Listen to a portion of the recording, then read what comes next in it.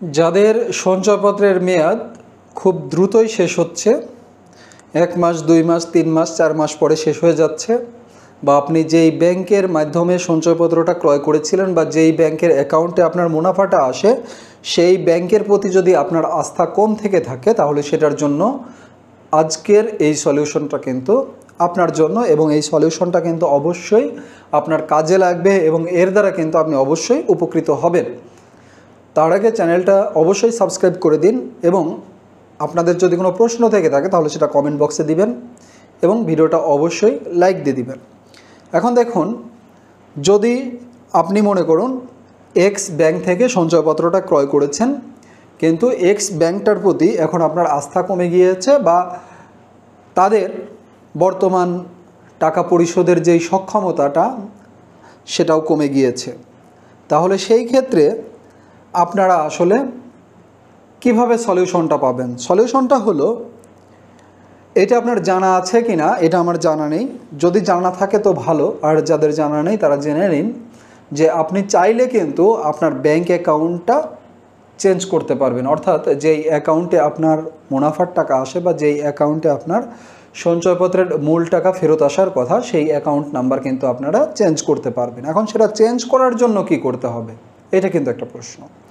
এখন সেটা চেঞ্জ করার জন্য আপনি যেখান থেকে সঞ্চয়পত্রটা ক্রয় করেছেন, সেটা ব্যাংক থেকে হোক, সঞ্চয় ব্যুরো থেকে হোক, বা বাংলাদেশ ব্যাংক থেকে হোক, বা অন্য যে কোনো প্রতিষ্ঠান থেকেই হোক না কেন, প্রতিষ্ঠান বলতে যে কোনো ব্যাংক থেকেই হোক না কেন, এখন আপনাকে সেখানে যেতে হবে। অর্থাৎ আপনার মাদার অ্যাকাউন্ট যেখানে বা যেখান থেকে আপনি সঞ্চয়পত্রটা ক্রয় করেছেন সেখানে এবং সেই শাখাতেই যেতে হবে। সেখানে গিয়ে আপনি একটা ফর্ম পাবেন। এই যে আমার হাতে একটা ফর্ম দেখতে পাচ্ছেন, হ্যাঁ, তো এটা পূরণ করা আছে। এটা আমাকে একজন ভাই পাঠিয়েছেন, তিনি আমাকে দেখার জন্য দিয়েছিলেন। তো আমি ভাবলাম যে এটা আসলে খুবই গুরুত্বপূর্ণ বিষয়, যে এটা আপনাদের সাথে শেয়ার করা প্রয়োজন, এবং এটা শেয়ার করলে আপনারা উপকৃত হবেন। যে এই একটা ফর্ম পাবেন, এই ফর্মে কিন্তু আপনাকে তথ্য দিতে হবে যে বিদ্যমান তথ্য, অর্থাৎ বর্তমান আপনার অ্যাকাউন্টটা কোথায় আছে, অ্যাকাউন্ট নাম্বার কত, সেইটা এক পাশে আপনাকে লিখতে হবে এবং অপর পাশে আপনার সংশোধিত তথ্যটা লিখতে হবে। অর্থাৎ যেই পাশটাতে সংশোধিত তথ্য, সেই পাশে আপনি বর্তমান যেই ব্যাংকে নিতে চান সেই ব্যাংকটার নাম, রাউটিং নাম্বার এবং অ্যাকাউন্ট নাম্বার, এই তিনটা জিনিস আপনাকে বসাতে হবে এবং প্রয়োজনে সেই ব্যাংকের একটা MICR চেকের পাতা দিয়ে দিবেন আপনার অ্যাকাউন্টের। তাহলে কি হবে? তাহলে সেটা তারা ইনপুট দিবে। ইনপুট দিলে সেটা সঞ্চয় ব্যুরোর কাছে চলে যাবে এবং সঞ্চয় ব্যুরো সেটা যাচাই বাছাই করে অনুমোদন দিয়ে দিলেই কিন্তু আপনার টাকাগুলো এক্স ব্যাংকে না গিয়ে টাকাগুলো ওয়াই ব্যাংকে চলে যাবে। অর্থাৎ যেই ব্যাংক আপনি সিলেকশনে দিয়েছেন বা নতুন করে সংযুক্ত করার জন্য দিয়েছেন।